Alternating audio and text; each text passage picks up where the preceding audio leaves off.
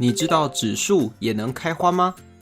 将纸做的树浸放在装有神奇水溶液的盘子上，放置一段时间后，纸树会从末梢渐渐地出现像花一样的结晶体，到了第二天就能变成一棵很漂亮的花树。但为什么纸树会开花呢？其实这是因为当纸树进入水溶液后，纸会借由毛细现象开始吸水，使水溶液布满整棵树。而在静置一段时间后，水分会从纸树末端开始慢慢蒸发，使得水溶液浓度越来越高，最后达到饱和而析出晶体。聪明的你发现了吗？我们在国中学过，溶质在定温下有一定的溶解度，当溶液达饱和状态时，多余的溶质便会无法溶解而形成沉淀析出。所以当纸树上水溶液中的水分渐渐蒸发，就表示溶剂越来越少，因此溶质就没有足够的溶剂可以继续维持溶解的状态而渐渐析出。析出的溶质会呈现如雪花状般的结晶体，最后当溶剂全部蒸发完后，就会看起来像是一棵开满花的树。溶解度指的是在定温下定量溶剂所能溶解特定溶质的最大量，也就是说，溶解度就是饱和溶液的浓度。怎么样？你有没有过和我相同的疑惑？听起来溶解度也是浓度的感觉，但溶解度跟浓度有什么相同和不同之处？想到了吗？同温下，我们可以配置出数种不同浓度的溶液，但只有浓度最大的是溶解度，这点不同。另外，因为溶解度是溶液最大的浓度，所有的浓度表示法都可以用来表示溶解度，这点相同。接下来介绍3种常见的溶解度表示法。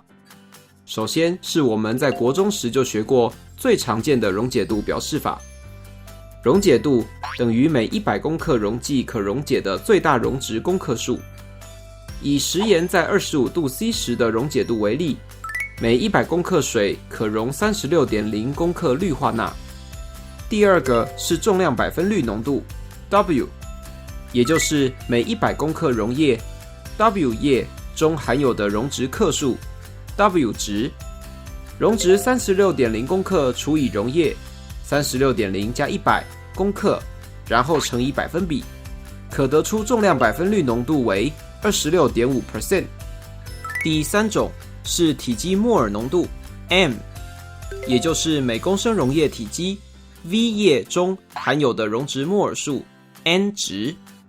氯化钠摩尔数为 36.0 克除以其原子质量，钠23加上氯 35.5， 而溶液体积为溶质 36.0 克加溶剂100克除以25度 C 时的饱和食盐水密度每毫升 1.202 克，并将毫升换算成公升，可得出体积摩尔浓度为 5.4 m。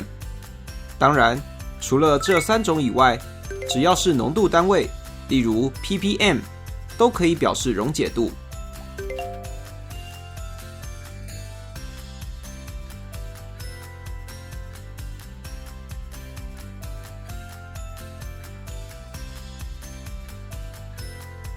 我们知道，当含 A 物质的溶液浓度为溶解度时，代表该溶液溶解 A 溶质已达到最大量。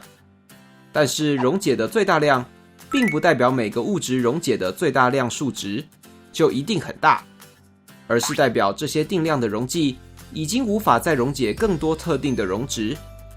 也就是说，饱和溶液并不代表浓度一定很高，也可能是稀薄溶液。例如，从这张不同物质对20度 C 水的溶解度表中，可以看出，同样是20度 C 100公克的水，加入氢氧化钙最多只能溶解 0.173 公克，就无法继续溶解。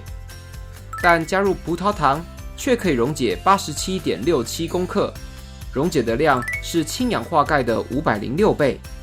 因此，根据溶解的程度，可以将物质分成可溶、微溶与难溶3种。一般说来，当我们以体积摩尔浓度来表示溶解度时，溶解度大于10的负1次方 m 者属于可溶，溶解度小于10的负4次方 m 者属于难溶，溶解度介于10的负4次方到10的负1次方 m 者属于微溶。知道特定物质在溶剂中的溶解程度，才能知道目前配置到的溶液状态哦。也就是说，我们可以用是否达到溶解度，将溶液区分成未饱和溶液、饱和溶液和过饱和溶液。配置这3种溶液并不难，我们只要遵守前面的原则。定温下准备定量的溶剂，将特定的溶质加入溶剂中搅拌，只要溶质能溶解消失，就是还没饱和。然后持续加入溶质，使溶液浓度升高，直到溶质不再溶解，就是饱和溶液。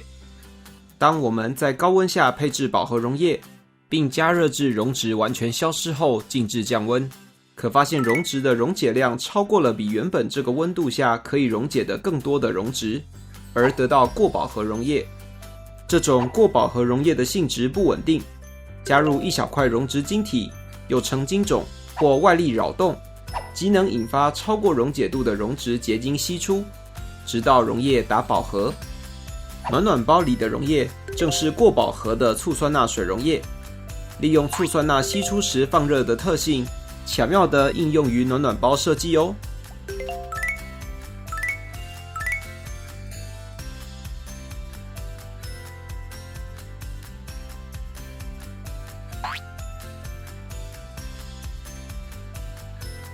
想一想，关于饱和溶液，你认为谁的说法是正确的？你答对了吗？其实，饱和溶液可以继续溶解溶质哦，只是不能溶解更多的溶质。不相信吗？我们可以透过一个简单的实验来证明。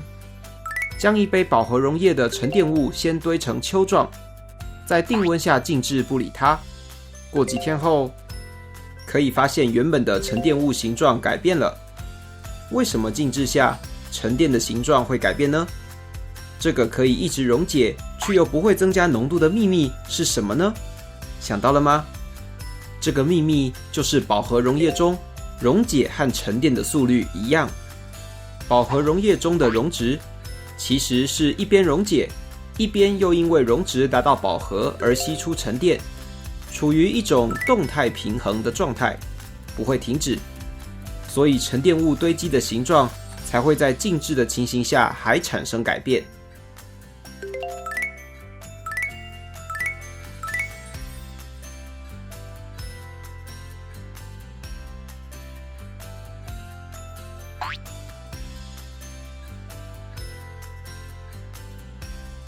学习完溶解度的观念后，让我们来做个重点整理吧。